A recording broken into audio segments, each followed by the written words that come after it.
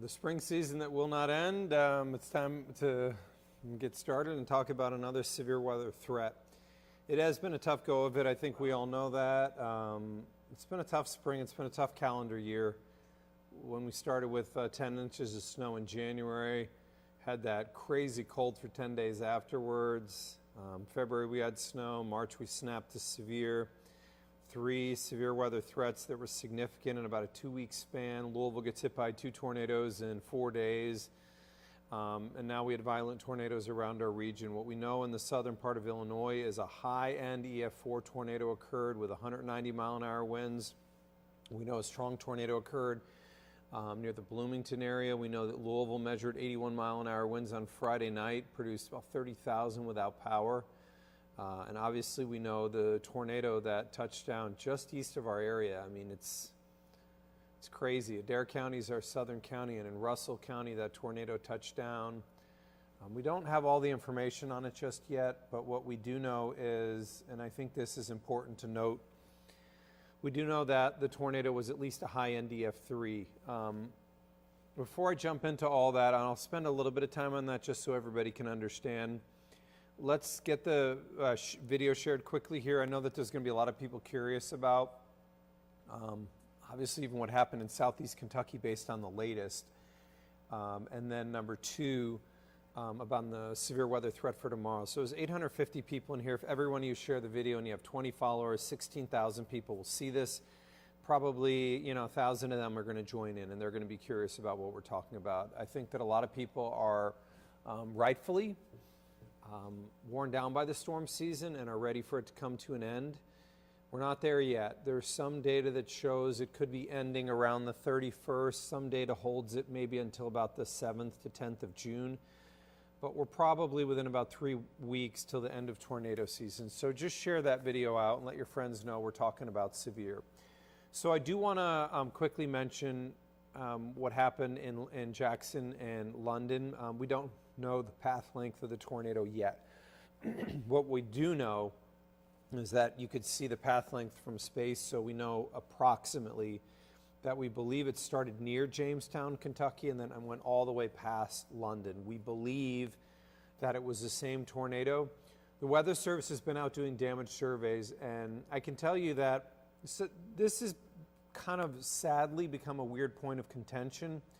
I was really disappointed to read on my Facebook page on Sunday, I think it was when I posted, that the Weather Service had found EF3, that there were so many people that were saying that's not real, that they can't be telling the truth. I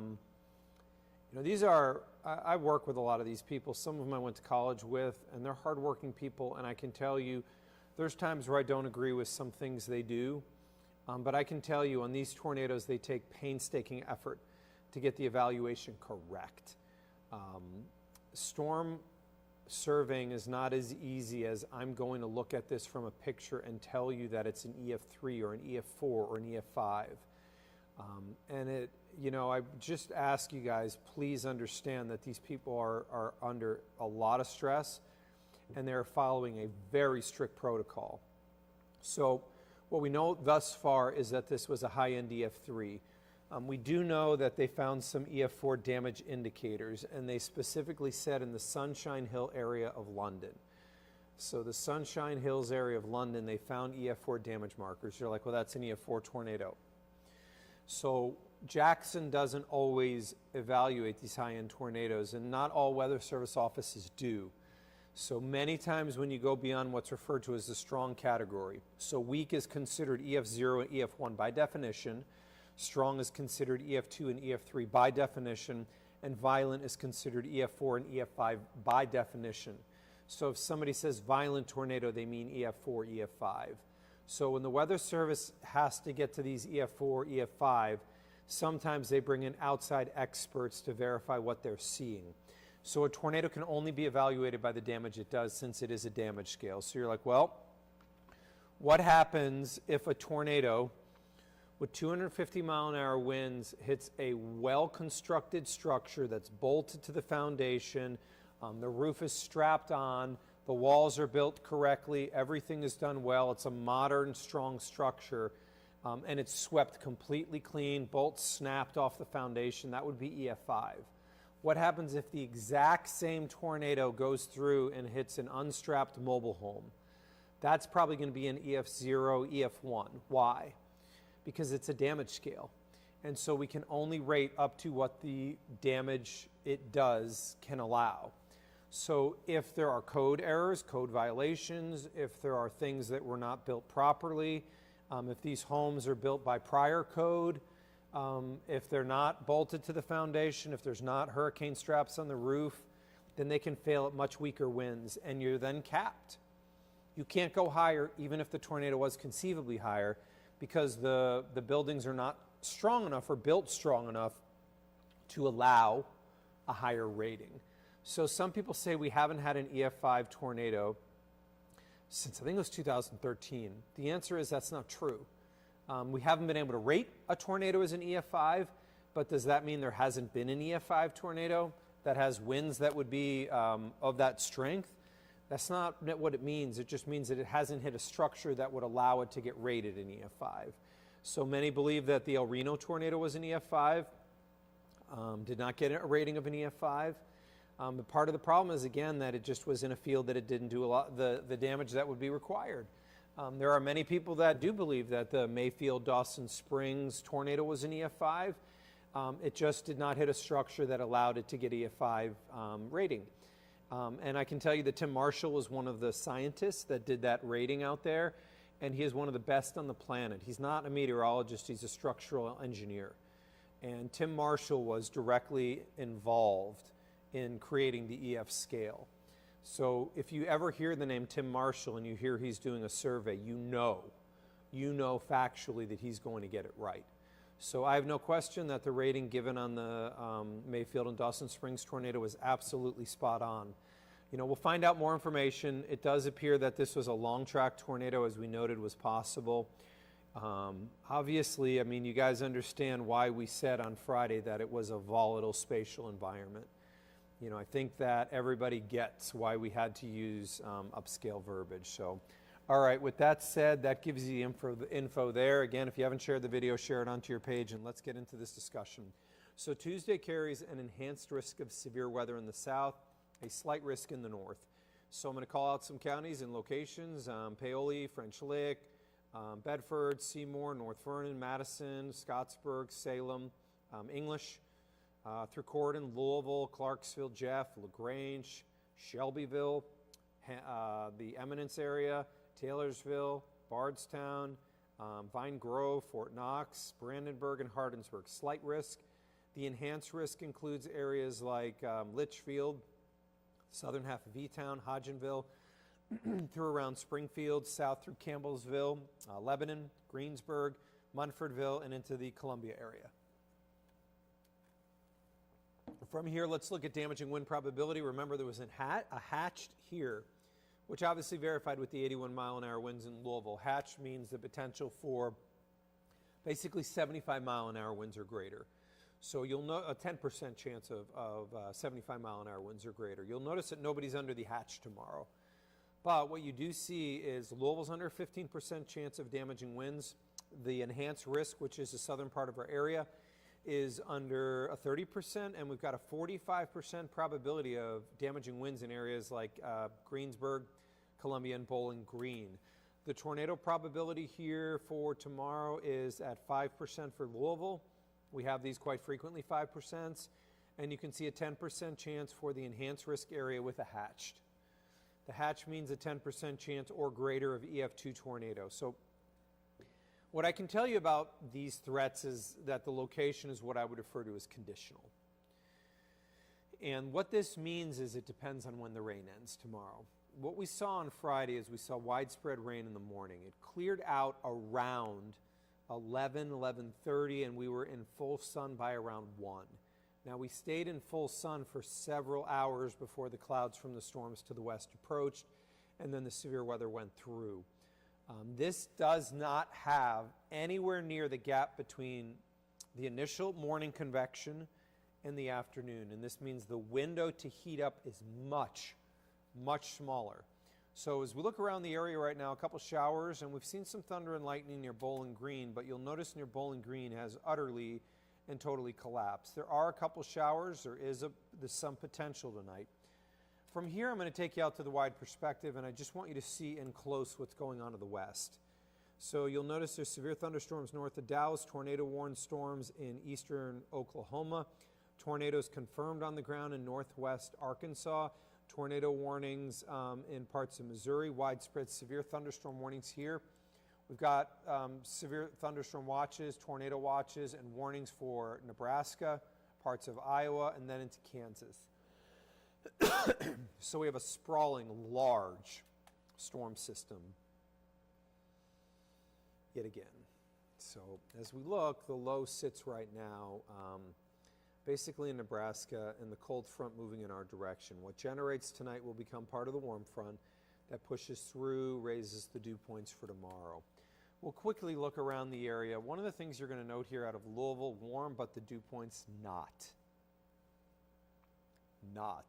high enough to support organized severe. Nice sunset actually out of the Simpsonville area. That's the view out of New Albany, looking out of Seymour right now. All's quiet out there right now tonight. Our temperatures, you can see that the atmosphere very clearly supports warmth. 80 in Little Rock, about 80 in Louisville, and 82 in St. Louis. So the fuel then specifically comes down to whether the dew points can rise, because it's only 58, and whether we can achieve the warm temperatures that we saw today. Well, let's touch on the dew point first. The dew point 67 Nashville, 73 in Little Rock. Can that get here? The warm front goes through tonight. Not only can it, but it will get here. So we will have much higher dew points, which supports fuel if you combine that with warm temperatures. And this, my friend, is where the complication comes in. So the thunderstorms tonight, remember, have the ability to cool the atmosphere. You've all seen it. After a thunderstorm comes through in summer, it gets much, much cooler. And we kind of say that, refresh the air. So the thunderstorms tomorrow morning keep it rain cooled until they end. And that's the question. When do they end? Some of the data ends them around 10 a.m. Some of the data holds them till 2 p.m. If these afternoon storms are coming in earlier and the morning rain doesn't end until 2, the atmosphere will never be able to recover and support organized severe weather. I'm going to show you one model that actually does allow the atmosphere to recover.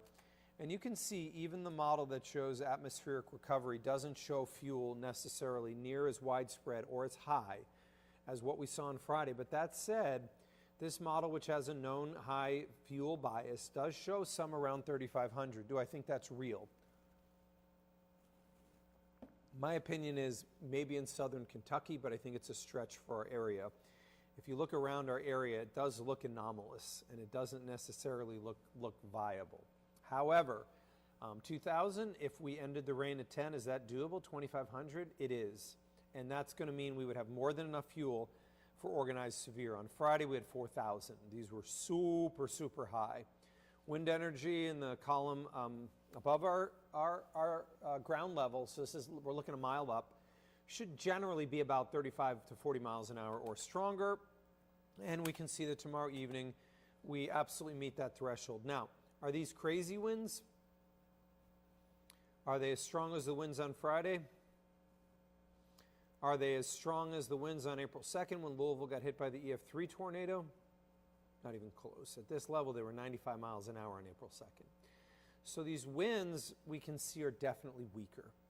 But it should be noted they're southwest, and the winds out of the surface are going to be southeast. So they turn with height. And we know that when winds turn with height, they impart rotation of thunderstorms, and they can generate tornadoes. So this is why the tornado probability is on the map for tomorrow. From here, let's take a look. Future radar is not in here. I'm trying to think of how I can get this added back in while you guys are here live. We ran into this problem the other day. Let me try to see if I can jump out of some shows here into a prior show. So you guys may see a jump on this. I don't know if this is going to work or not. I've not tried this prior. I'm going to try to jump out of this and see. Unfortunately, it will not let me. So let me walk you then through the concept here, because unfortunately the video dropped that graphic. So the data shows strong thunderstorms overnight tonight with some hail producers. These get in our area around 4 a.m. The data shows these thunderstorms ongoing through probably around 10 a.m. tomorrow. There is data that keeps these storms ongoing through around 2. If the storms end at 10, we get full sunshine, then we are in a position that we can generate much more widespread severe weather in the afternoon. If those storms last until 2, which I will tell you, we started to get some clarity on this the night before, and if you're wondering why does it take so long? Because they're severe to our west. And severe storms traditionally can outpace computer models and create complexity. So the night before, the data becomes just more accurate in this situation, and they will, and I'll look at that data in the next 20, 30 minutes and update you at 10. But that's going to be the key, because these storms will be entering our western counties, so areas like Bedford, Paoli, Jasper, between 2, 4. That's way earlier than the storms on Friday. So you don't have that window to heat up as much. Louisville, let me go through areas: Seymour, North Vernon, Scottsburg, Clarksville, Louisville, south through Shepherdsville, E-Town, Litchfield. You're talking about storms in that area, generally plus or minus around 5. So this could be affecting the evening commute tomorrow in Louisville. From here, they go into our southeast counties, which would include areas in the east like Frankfort, Madison, Carrollton, would go south towards around Springfield, Lebanon, through around Munfordville, and then into the Columbia area, anywhere around 6 through around 8 p.m. So the fact that these are coming in earlier generates less time to fuel up the atmosphere. All that said, what we know is always in this scenario further south is going to be warmer, further north, more cloud cover, cooler. So if it's me, based on everything I'm looking at right now, do I keep the enhanced risk where it is? What I will tell you is the late data would tell the story, but in my opinion, based on what we have right now, I would put the enhanced risk through just north of Bowling Green and include our southern counties, and I would include the rest of our area in the slight risk. I would tell you the damaging winds would be the primary threat, but isolated tornadoes in a line like this are possible. Because we don't have a really warm layer in the mid-levels of the atmosphere, we don't have that cap that can generate more discrete cells. This would be more of a line with some breaks in it, which prefers damaging winds with some isolated tornadoes. So I would have shifted this a little further south and waited for the new data to come in. So from here, we'll just go back through that damaging wind threat. Again, near the Western and Bluegrass Parkways, it jumps to 30%, and then you can see the 45% chance would include areas like Munfordville and Greensburg. That, to me, is definitely the greatest chance of seeing severe wind in our area, and the tornado risk here is going to be coming in at 10% south. SBC does note a hatched. I don't think that it's a 10% hatched, in my opinion. I think that that may be a little bit generous for our area. I'm not telling you that a strong tornado is impossible. I'm just telling you I don't think it's 10%. What's going to happen here as we get this data tonight is we can determine when that rain ends. So I'm going to tell you, I always like to arm you guys and inform you and kind of teach you. If you see the rain end at 10 and you see the sun come out for several hours, you know that the atmosphere is reloading faster and the severe weather is going to be more widespread. If you see rain ongoing at 2 p.m. and extensive cloud cover with no sun, you know that would lower the severe weather threat. So I want to arm you in case you don't have an opportunity to watch on WDRB News at 10 with that information, so you then can be armed to know if this happens, I need to be more concerned. If this happens, I would need to be less concerned. From here, I'll be updating you guys on WDRB News at 10. I say this a lot, but I do the Facebook Lives to help and to try to get this information out to you. The way I make a living is on TV, and if you guys support me and you guys want me to be here doing this for the rest of my career, I need you guys to tune in on TV. You can watch on TV, on any of the cable, streaming. You can also stream us on WDRB.com or WDRB+. So with that, let me open it up to some questions and answers here. Somebody said, so Louisville is not going to see strong storms. That is not accurate and not what I said. Remember, I said Louisville's under a slight risk of severe weather. That's justified. I said damaging winds are the primary threat. I said that if you see more sun, that would raise that threat up. I said that southern Kentucky is where I think the highest threat within our area would be. So please make sure that you get that information that I noted here. The slight risk is not a no threat. That is not a no threat of severe tomorrow. In fact, the slight is probably going to have warnings tomorrow. And I feel like we will get a watch tomorrow. So please make sure that you're getting the message from me correctly. So let's see here. Somebody said, I still can't believe that London was a 3. So what we know is that London right now is considered high-end EF3, and they said that they did find damage indicators of EF4. I'm going to tell you something here that some people may not agree with or want to hear, but who cares? I mean, if it's an EF3, or if it's an EF4, or if it's an EF5, I mean, 19 people are dead. 19 people are going to be having funerals over the next week. That's the only stat that matters. And I speak to this as someone who has family. My brother, my sister-in-law, my niece and my nephew were hit by a violent tornado that went through Oklahoma City. And this is a true story. I was on air that day, and I knew it was going into the city, and I messaged my brother that it was going to be bad.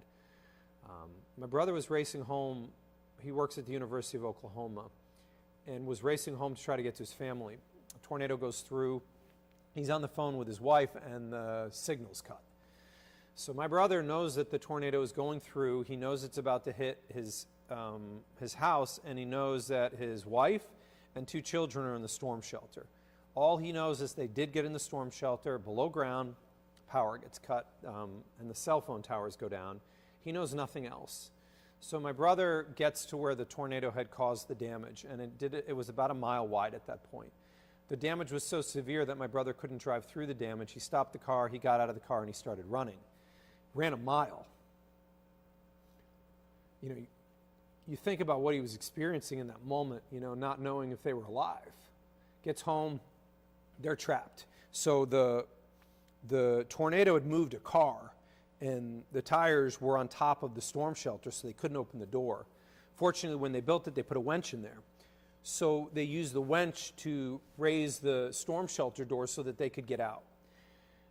They survived, and by the grace of God, they survived. But what my brother experienced is not validated by the fact that it was an EF5, and what my sister-in-law, or my sister-in-law and my niece and my nephew experienced is never going to be validated by the fact that they went through an F5 or EF5 tornado. It doesn't matter. The experience is real, and it's what they went through. Whether a tornado hits a structure that's strong enough to get the rating of an EF4 or EF5 is irrelevant. And I think we are focused on the wrong thing by focusing on how strong the tornado is. We should be focusing on the human impact and what this did to those people, those families, the survivors, those that didn't survive. The survivors are going to feel survivor's guilt. They may have lost somebody. They may have lost a neighbor. They may have lost a best friend. They may have lost an uncle, an aunt. They may have lost a father. They may have lost a grandparent. And that's what matters. That is the only thing that matters. What the rating indicates is irrelevant. And I say this because I saw so many people focused on the wrong thing, on whether this is a high-end EF3 or EF4. Just judging based on what I saw on radar, and I did go back and do an analysis, we saw about 4,000 feet above the ground, somewhere in the neighborhood of 165 to 170 miles an hour. What we normally would do on that is we would subtract 10%, and it gives you an idea of approximately what ground level would be. And that would be high-end EF3, low-end EF4. If it gets high-end EF3 and not a low-end EF4, who cares? Somebody on my page said well, if it's not an EF4, they're not going to get insurance money. 100% false, and I say this as somebody that has worked as a forensic meteorologist. I was hired by lawyers as an expert to testify when insurance companies denied claims, and I can tell you that insurance companies do not deny claims based on the rating of the tornado, and that is 100% false. Somebody said the FEMA money would be determined by what the rating of the tornado is. Again, false. That is not the way it works. So The tornado ratings are relevant. It really is, and I just want to mention that because I think that I was really, really, really disappointed to see that people were arguing with the Weather Service and saying that they thought it was something else and discounting the hardworking people of the Weather Service and all of that they put in on Friday night and surveying for the last 3 days. They are very good at what they do in surveying, and the scale has been set up very, very, very specific. I mean, you put check marks in boxes to determine what rating it's going to get. I just mentioned that because I think it's important to note. Any other questions here? What is the weather going to be here in Louisville tomorrow? You talk too much. So Kevin, since I talk too much, you're not going to have to worry about coming back on my video anymore because, Kevin, you have been banned. Just please, I would say this to everybody. It costs nothing to be nice. It costs nothing to be nice. I'm not going to complain. I didn't have any damage at my house. I'm lucky. Obviously, it's been a lot of work. We've worked a lot of hours this spring, but it's what I signed up to do. So, but I would just ask, guys, please don't come on my Facebook page and be mean to me. If you want to watch my feed, I want you here, and I want to be able to help. But if you don't want to watch my feed, you can click stop. Please don't insult me. I don't deserve that. I'm not anybody's punching bag. I'm just a guy that's trying to help. That's it. So back over to questions. Will Henry County be bad? So that's from Hallbrook. So Henry County, I think that slight's appropriate for you. I would watch in your county around 6 or 7. Damaging winds would be the primary threat. I think the more isolated tornado chance is a little better south, but I do think that some isolated severe is absolutely possible where you live. How about Charlestown, Indiana? So Charlestown, Indiana, my thinking is probably around 5. So if we get those storms to end around 10, it pumps up your chance. So on the northern side, getting fuel further north means that if the rain lasts longer, it's much harder. If you're in southern Kentucky, the rain will not last as long over Tennessee. So southerly winds would be able to push that flow into southern Kentucky more easily than central, northern Kentucky, southern Indiana. So if the rain stays till 2, and I think that's entirely possible in the metro, it would definitely lower that threat tomorrow evening. Linda's saying, appreciate you. Thank you, guys. Like I said, the only thing I ever ask is that people are just not abusive towards us. It's not appropriate. And I don't understand what has happened in the world. Like, if somebody came up to me and asked me what the weather would be, I cannot imagine walking up, looking me in the eyes and saying, Mark, you talk too much. I can't even imagine saying that to another person. I can't imagine saying that to somebody I don't like. But for some reason, people act foolish on social media, and I just don't know why. It's too bad. Let's see. Will you be able to tell in the morning if the rain is going to be lasting or if it's going to be minute by minute? We'll definitely be able to know. And honestly, I would make a very, very legitimate argument that the data that I present at 10 should be able to get that end time within an hour to 2 for tomorrow morning. So I feel very confident that we should know with a much higher degree of confidence. And I will tell you that if you're asking me as it stands right now, what do I think the most likely scenario is? I think the most likely scenario is rain lasts until after midday with a ton of clouds, and it lowers the fuel and lowers the severe threat. The alternate scenario would be is that the severe storms are so severe to the west that they would blast through. And that's why I give you 2 scenarios, because I really do think it's important to share the information so you get a sense. Let's see. Kayla is asking, get back to that question. What's the difference between a tornado and an isolated tornado? Fair question. So isolated just means that you're not going to see as many of them. If I would say that there's going to be tornadoes, then I would normally mean that there's probably going to be more than a couple. And if I say that there could be strong tornadoes, that means I think there could be something like an EF2 plus. If I say something like I think there could be a long track tornado, I'm generally talking you could get EF3, EF4 plus. So that's kind of the verbiage difference if you hear me using that terminology. Hopefully that helps you to understand that a little bit better. Let's go back to the questions here. Let me move this back down to the newest. Don't let them bother you. So truthfully, when I do get a negative comment, it does bother me for probably a couple of minutes. But I'll say this much, and I think I speak for probably everybody in my industry, that there are probably 95, 98% of the people that are nice, and it's the 1 or 2% that are the mean people. Probably 5 years ago, the mean people just were so loud and so constant that it was quite disruptive.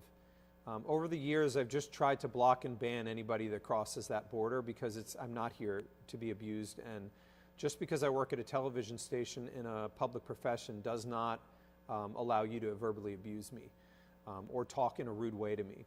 So I started to ban all those people.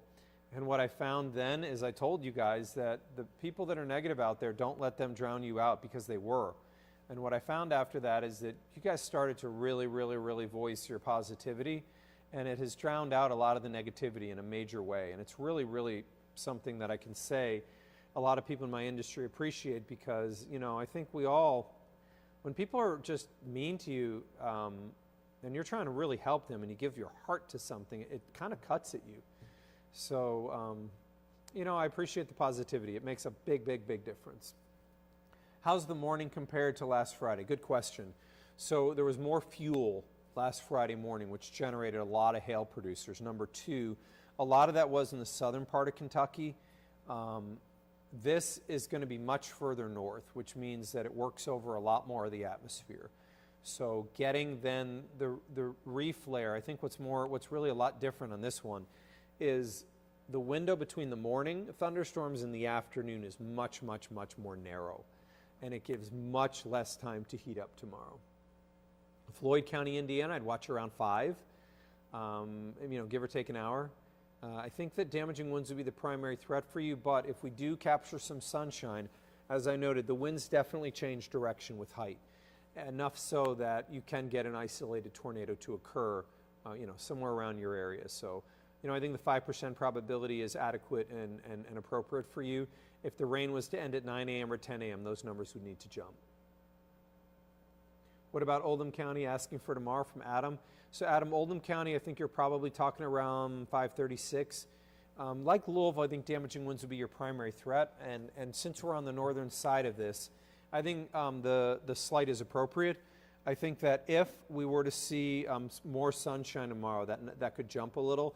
I think that's more of the alternate than the most likely scenario right now. Bedford, Indiana, a slight's appropriate. I don't think you're talking about a high risk for you, but I think a couple severe, you know, some severe around your area is possible. Same for Jackson County, by the way. Let's see, do I think that the rain would last longer in Litchfield? So Brandon, good question. What I would say to you is, let's just use this. It's obviously not to scale, it's terrible, but let's use this as southern Kentucky. The rain's going to be traveling east, and it may cut off right in the southern part of Kentucky. So even if it rained till 1 or 2 in southern Kentucky, the southerly winds could bring the higher fuel out of Tennessee into your area. If it rains to 2 in Louisville, that higher fuel down here just simply would have more miles to go to get to Louisville, and I don't know that it can get that far. So the rain time end near the river is much, much more important. Let's see, Jennifer's saying I moved from southern Arizona to southern Indiana where they had haboobs there, and we have to deal with severe in winter here. I've learned a lot from your explanations. I appreciate that. And that's, you know, in the end, that's why I do what I do. I hope to make a difference. And, you know, I knew on Friday what was going to happen. I knew that it would not be where everybody sees severe. And I knew that there were going to be some that just missed out, and they did. And they were probably going to be angry, and they were, until they realized that 19 people had died in Kentucky. And then a lot of that went away. But You know, all I do is I try my best to educate and help you guys. I try to arm you with some information. And you know what? We've got a huge Facebook page and huge social media. I think between all my channels, I have close to 400,000 people that view me from our area, from outside the area. And I just take that as a real blessing that you guys trust me enough. So thank you. I do appreciate that. What's Cape for tomorrow? So I would say it's going to end up being between 1,000 and 2,000. I would say that I think it's probably going to be for Louisville on the lower side of that, maybe mid. But I just think it's going to be harder to get like a 3 tomorrow because I think that the window between those two areas of rain is going to be too narrow.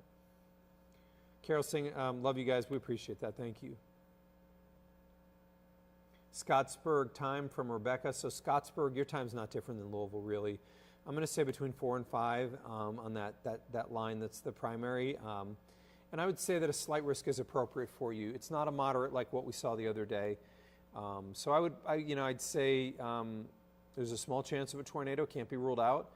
I would say that damaging winds are the main threat. I would say that if the storms ended earlier in the morning, as I noted earlier, that would increase the severe threat because if the morning wave ends early, it's going to allow clearing. Looking at some of the high-res data, by the way, right now, beauty of having a Facebook Live, high-res data right now is bringing an initial wave of rain that ends around 10 and then another wave that comes in at around 11. And that's probably, I think, the most likely scenario is 2 waves. Why? Well, because we have a wave in Texas and we have a wave in Arkansas. Wave 1 comes in at 4, lasts through about 10. Wave 2 comes in after. That's basically my forecast. I really strongly believe that wave 2 is going to come into the metro and I think in much of our area and lower that fuel threat. And I think that in that regard, that may then weaken what would be the primary line coming in later because it's simply not going to have as much fuel. So I think that, in my opinion, based on everything I'm seeing, and again, I've only got a just tiny fraction of the data right now, so I need still to view a lot more of this before I can make an analysis based on late data, which I'll be viewing when the video comes to an end. But that's just a brief, my feeling is that the mid-morning is and late morning and early afternoon is going to have too much rain for this to be a high-end scenario. So let's go through more questions, and then I need to spend some time analyzing video again. Shelby Lynn is saying, with less instability ingredients, I'll make sure I get your question, and a different setup. Shelby, hold on one second. There's so many comments coming in. Okay. Somebody asked why I wasn't as concerned about tomorrow as, let's say, Friday, and Shelby responded. So the reason I'm not as concerned about tomorrow as I was on Friday is on Friday we had 4,000 units of instability. 4,000's up here, and you had wind energy was up here. I used the verbiage, a volatile spatial environment on Friday. Would I call tomorrow a volatile, potentially violent spatial environment? My answer is I would not. And it's because the fuel amounts are significantly less tomorrow than what they were on Friday. You know, all I try my best to do with these videos is just give you my analysis, tell you what I think. I try my best to communicate risk. I try my best, to tell you. So the worst case scenario is what happened on Friday, where you have individual cells. On Friday, the individual cells, so you can understand, if this is a line of thunderstorms that extends 100 miles, looks like a bow, you now have to share all of that energy in the atmosphere with this 100 miles of storms. Now let's say over that 100 miles I have 4 storms. Those 4 storms do not have to share energy with anybody. They get it all to themselves, and they can go crazy. Now, you're thinking, well, Mark, if the storms extend over 100 miles, that means more people are going to be affected by the severe weather. Correct. But it's going to be less effective and less severe because, as I noted, it has to share the fuel. Now, if you get these more isolated storms like what we had on Friday, not as many people are going to be hit, but those that are hit can get extremely severe weather, which we saw. And it's hard when we try to communicate, let's say a moderate risk or a high risk, that not everybody's going to see it in those scenarios. Normally moderate risks and high risks are for tornado events. And, you know, do we lower the threat because it could be violent, severe, but not as many people see it? No, we have to warn of the threat. We got a lot of people that saw damaging winds, not all, of course, but, you know, there were areas that saw absolutely nothing, and then there was obviously an area that got hit by what is a strong to potentially violent tornado. So let's go to, oh, here's a cool question, or a note. So this is from Rebecca Kelly. Mark, when I was younger, in the early 2000s, you came to my class and you taught me the DUCK acronym. Let me just read it all. And I've always thought about it. So that is cool. That is that is what I've tried to do. So what is the word duck? So if you guys have seen some of the pictures out of some of the damage areas, what you've seen is almost all of the outside walls are laid down, sometimes destroyed. In the instances where it's a better built structure, you'll see a structure in the middle of the house that's still standing. And so that's why we use that. So duck, if you think of the word duck, what do I do when a thunderstorm's coming towards me? I duck. I go downstairs. If it's a basement, great. I go underneath something, so if I can get under a table, that's great. I go to the center of the house. So the center of the house would be an interior closet, a bathroom in the interior house. If it's me, I've got a helmet, I cover myself with that. I'd bring a winter coat in there. I'd cover myself with the winter coat. If I've got a big, foofy, fluffy blanket, I'd cover myself with that. Why? For the same reason you're in the middle of the house. You want to keep as many things between your body and the tornado so the debris couldn't hit you. And then K is keep away from windows. Let it blow your windows out if the tornado wants to. Don't get that glass on your body. So D-U-C-K, downstairs, underneath something, center of the house. K is keep away from windows. All right, 3 last questions here. Is Louisville, Kentucky good from Cameron? No. Louisville could see severe. We'll watch around 5. My opinion is this is not near the threat that we saw on Friday. I think damaging woods would be the primary threat. Could Louisville not get severe out of this? I do see scenarios where that's possible. 2 more questions. Somebody said, I grew up in the 60s and never had this. So if you grew up in the 60s and you went through the 70s, 1974, largest tornado outbreak in U.S. history. 1977, one of the worst winters we've ever seen. 1978, the infamous blizzard with unbelievable amounts of snow. I think 4 of the top 10 coldest months ever recorded in our area are in the 70s. So if you grew up around that time, you went through in the 70s, largest tornado outbreak in history, and then within 4 years you went through 2 of the most atrocious winters that Louisville's ever seen. So if that was your norm, that's what you grew up with, you'd be like, well, the normal for Louisville is massive blizzards, unbelievable cold, and monumental tornado outbreaks. So please understand that there's decadal change, and we see it all the time. The 60s were non-active, the 70s were ultra-active, the 80s were non-active, not as active, 90s were quite active with snow and severe.